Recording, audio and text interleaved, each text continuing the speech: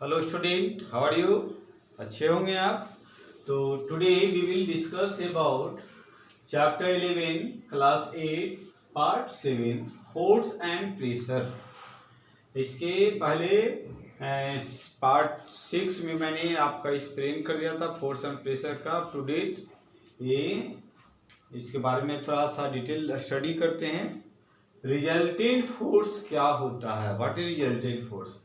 When two forces F1 and F2 are applied in the same direction, जब कोई दो व्यक्ति किसी अलमारी को या बक्से को क्या करता, पुश करता सेम डायरेक्शन में, एक दिशा में, direction total in the same direction, then the total force acting is the sum of the two individual forces. तो दो आदमियों का कुल बल जो लग रहा है एक इक्वल टू क्या होता है, F1 plus F2। There object move in the direction of F1 and F2। तो ऑब्जेक्ट जो है वो मूव करना शुरू करेगा डायरेक्शन में, क्या, F1 और F2 में। फिर कहता टर्म क्या है, कंडीशन 1 में था ये। अब सेकेंड में, when two forces F1 F2 are applied in the opposite direction, then the total force acting is the difference of the two individual forces. अगर एक बक्से को पुश किया जाए एक अपोजिट डायरेक्शन से, ए बी नाम का व्यक्ति इस डायरेक्शन से और बी नाम का व्यक्ति इस डायरेक्शन से बक्से को पुश करता है, तो क्या होगा, डायरेक्शन पुशिंग करने का फोर्स अप्लाइड जो हो रहा है ऑब्जेक्ट पर वो अपोजिट डायरेक्शन में हो रहा है। ठीक है, तो क्या होगा, When F1 is greater than F2, जब F1 ज्यादा होगा F2 से, then F equal to F1 minus F2, then the object move in the direction of F1। तो अगर F का फोर्स F की तरफ ज्यादा बल लगेगा और F2 की तरफ कम बल लगेगा, तो वस्तु जो है, बॉक्स जो है, वो F1 की ओर मूव करना शुरू करेगा। नेक्स्ट, और when F2 is greater than F1, then F total equal to F2 minus F1, then the object move in the direction of F2। तो दो व्यक्ति थे जो बॉक्स को पुश कर रहा था, और F2 का फोर्स ज्यादा होगा F1 की अपेक्षा में, तो F equal to F2 minus F1।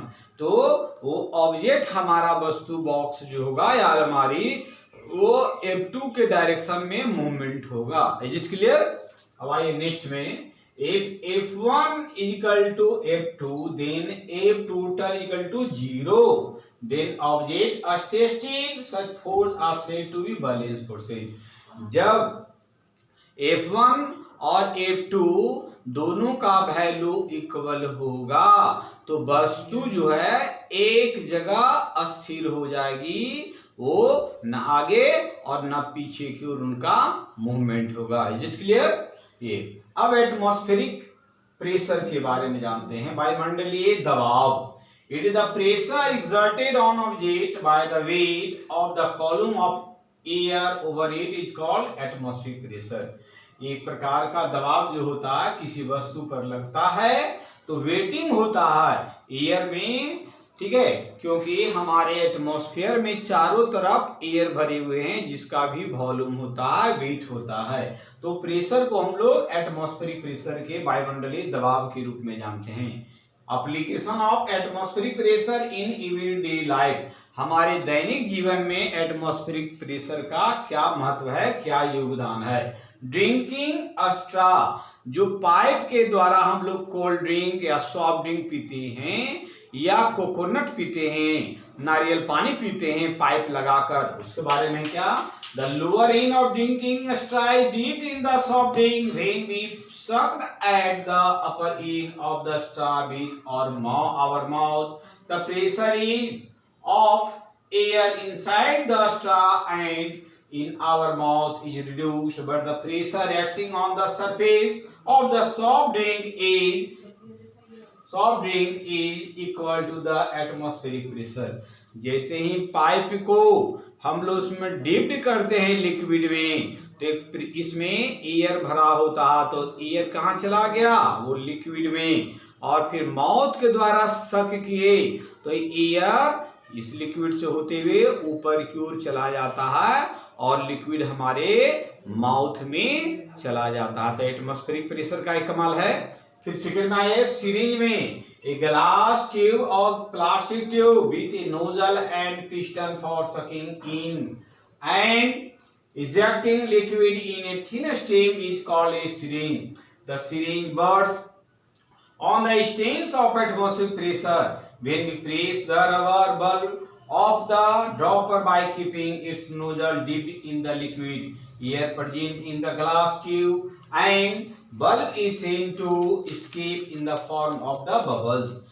जब हम लोग सिरिंज इंजेक्टिंग सिरिंज को लेते हैं, डिस्पोजल सिरिंज को लेते हैं, तो डिस्पोजल सिरिंज को जैसे ही हम लोग उसमें लिक्विड लेते हैं तो क्या करते हैं, इसको बैक पिस्टन को पीछे की ओर बैक करते हैं और फिर इसको पुश करते हैं। ठीक है, इसके अंदर का एयर को हम लोग बाहर निकाल देते हैं और इस एंड पर पिस्टन जो लगे होते हैं आगे एंड पर रबर रहता है ताकि एयर का एक्सचेंजेज ना हो सके।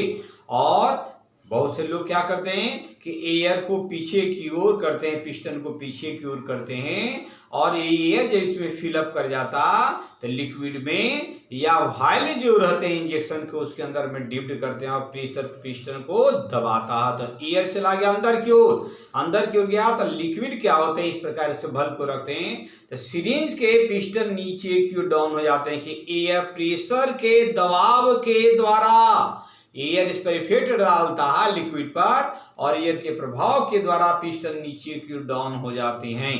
और जब सिरिंज में हम लोग इसको लिक्विड को फिलअप कर जाता तो देखते हैं कि इसमें एयर बबल भरा हुआ, तो एयर बबल को निकालने के लिए पिस्टन को पुश करते हैं और फिर इंजेक्ट किया जाता है।